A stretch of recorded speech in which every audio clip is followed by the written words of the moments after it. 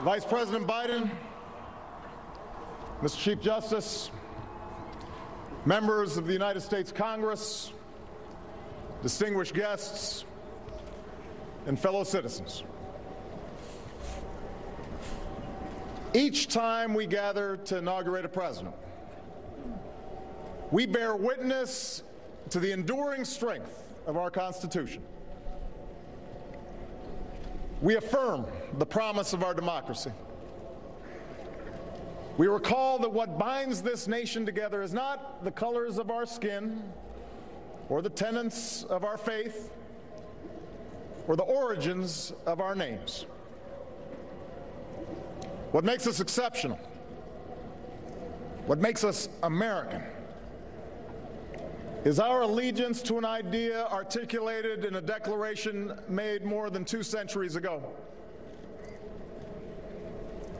We hold these truths to be self-evident: that all men are created equal,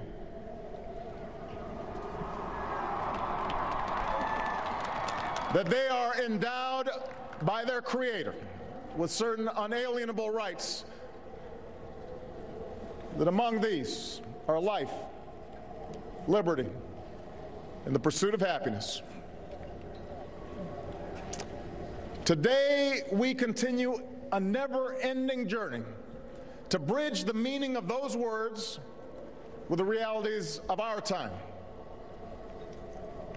For history tells us that while these truths may be self-evident, they have never been self-executing. That while freedom is a gift from God, it must be secured by His people here on earth.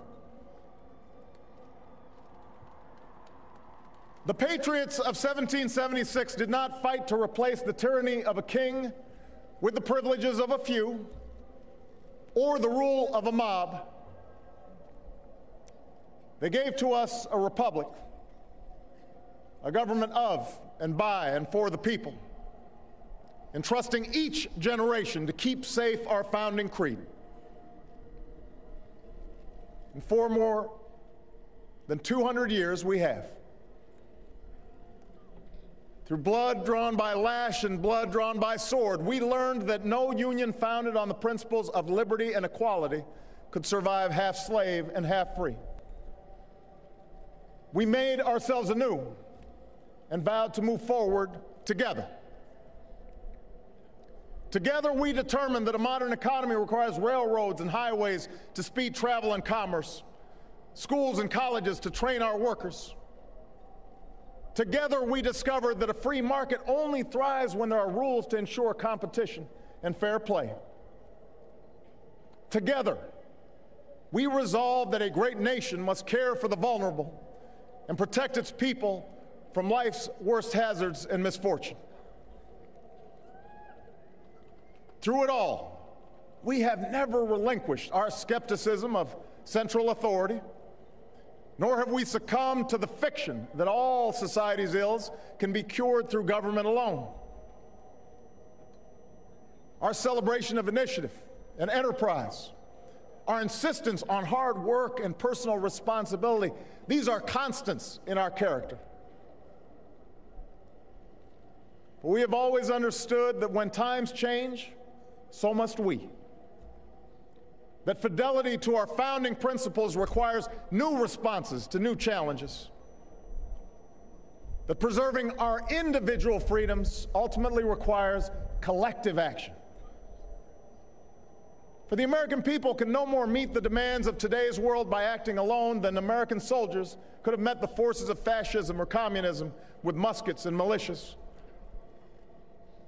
No single person can train all the math and science teachers we'll need to equip our children for the future, or build the roads and networks and research labs that will bring new jobs and businesses to our shores.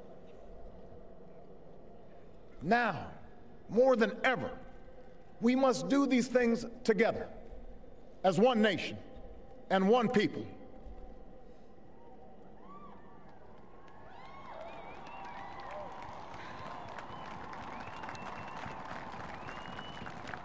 This generation of Americans has been tested by crises that steeled our resolve and proved our resilience. A decade of war is now ending.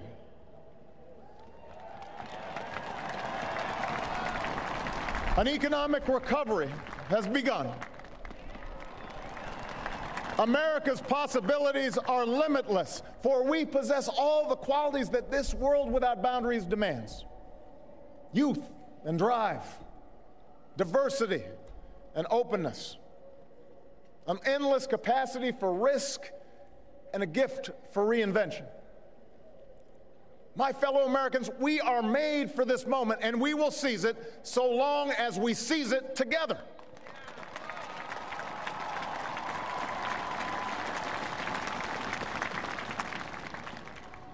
For we, the people, understand that our country cannot succeed when a shrinking few do very well and a growing many barely make it.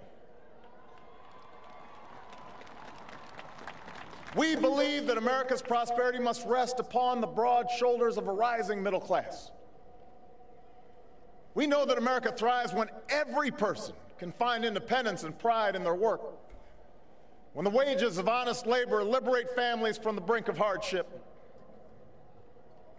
We are true to our creed when a little girl born into the bleakest poverty knows that she has the same chance to succeed as anybody else because she is an American, she is free, and she is equal not just in the eyes of God, but also in our own.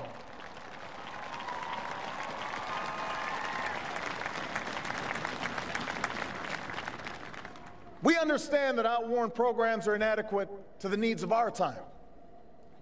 So we must harness new ideas and technology to remake our government, revamp our tax code, reform our schools, and empower our citizens with the skills they need to work harder, learn more, reach higher. But while the means will change, our purpose endures. A nation that rewards the effort and determination of every single American. That is what this moment requires. That is what will give real meaning to our creed.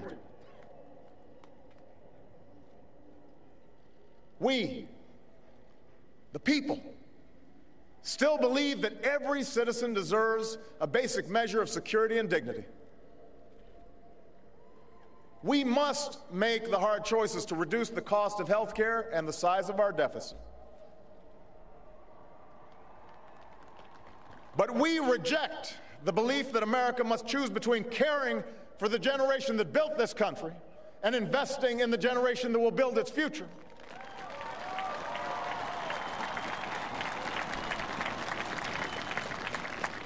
For we remember the lessons of our past, when twilight years were spent in poverty and parents of a child with a disability had nowhere to turn.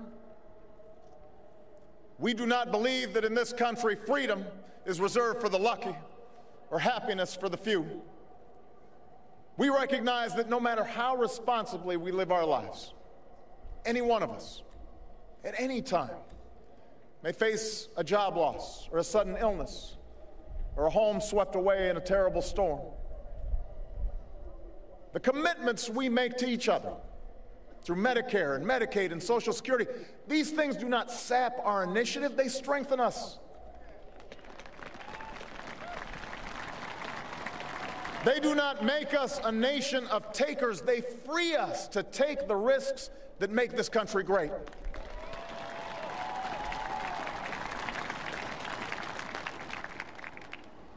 We, the people, still believe that our obligations as Americans are not just to ourselves, but to all posterity.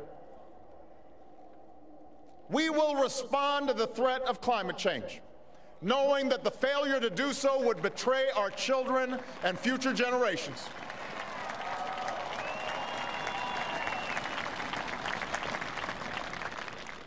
Some may still deny the overwhelming judgment of science, but none can avoid the devastating impact of raging fires and crippling drought and more powerful storms. The path towards sustainable energy sources will be long and sometimes difficult. But America cannot resist this transition. We must lead it. We cannot cede to other nations the technology that will power new jobs and new industries. We must claim its promise. That's how we will maintain our economic vitality and our national treasure.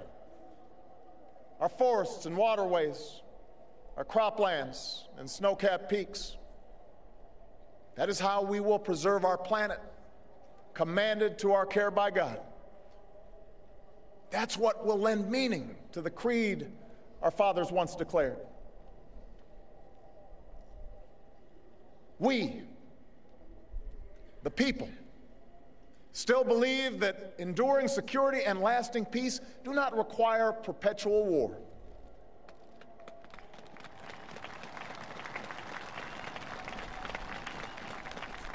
Our brave men and women in uniform, tempered by the flames of battle, are unmatched in skill and courage. Our citizens, seared by the memory of those we have lost, know too well the price that is paid for liberty. The knowledge of their sacrifice will keep us forever vigilant against those who would do us harm.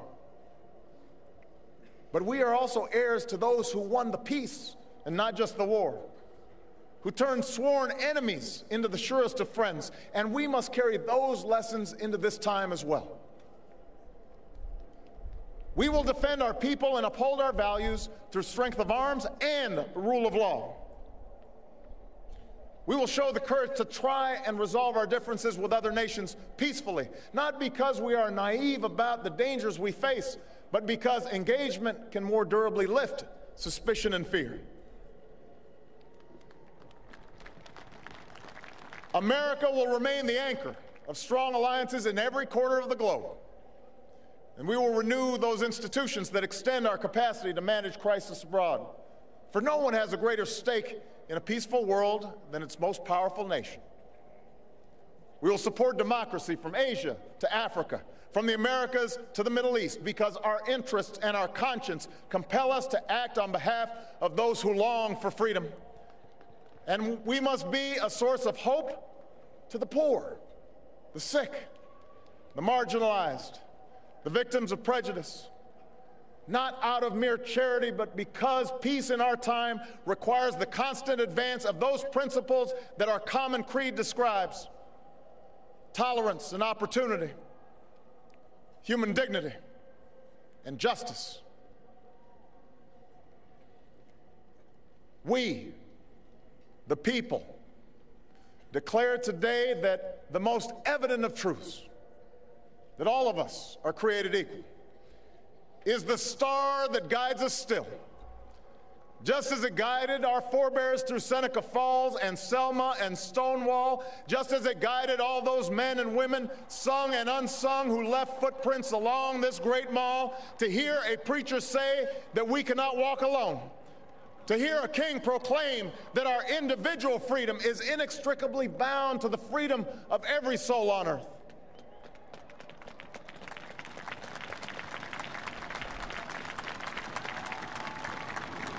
It is now our generation's task to carry on what those pioneers began. For our journey is not complete until our wives, our mothers, and daughters can earn a living equal to their efforts.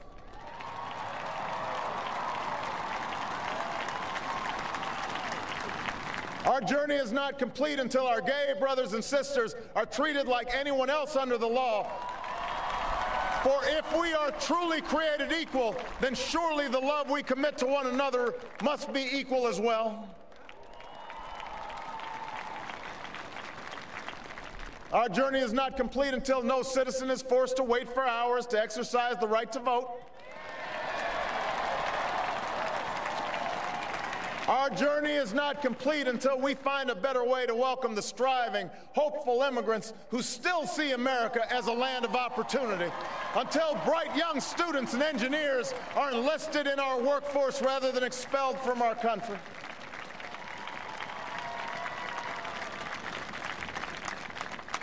Our journey is not complete until all our children, from the streets of Detroit to the hills of Appalachia to the quiet lanes of Newtown, know that they are cared for and cherished. and always safe from harm.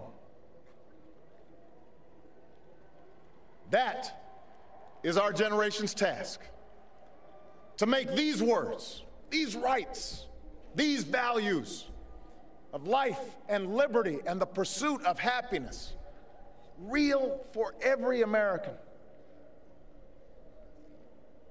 Being true to our founding documents does not require us to agree on every contour of life. It does not mean we all define liberty in exactly the same way or follow the same precise path to happiness. Progress does not compel us to settle centuries-long debates about the role of government for all time, but it does require us to act in our time.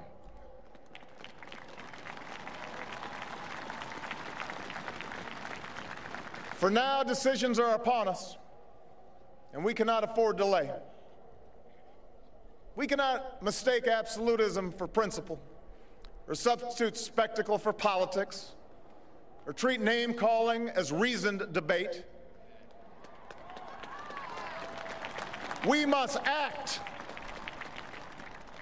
We must act knowing that our work will be imperfect. We must act knowing that today's victories will be only partial, and that it will be up to those who stand here in 4 years, and 40 years, and 400 years hence to advance the timeless spirit once conferred to us in a spare Philadelphia hall.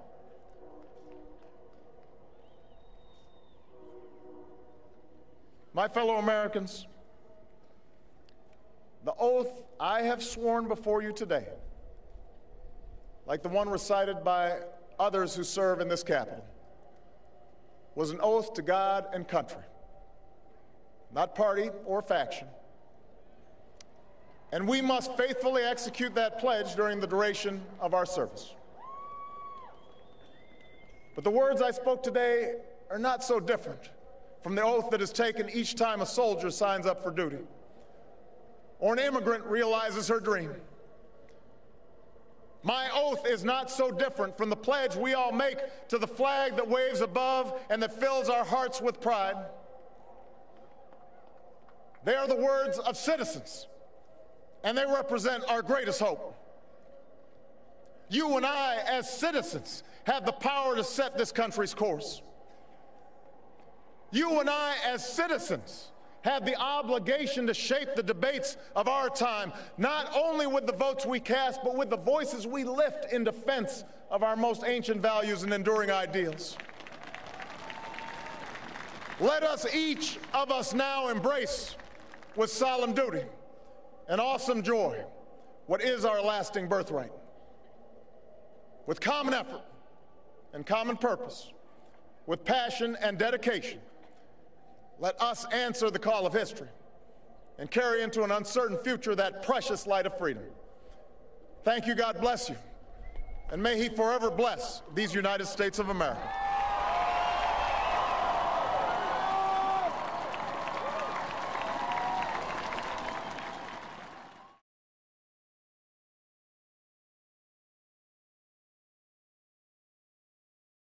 This has been a Sunfish production.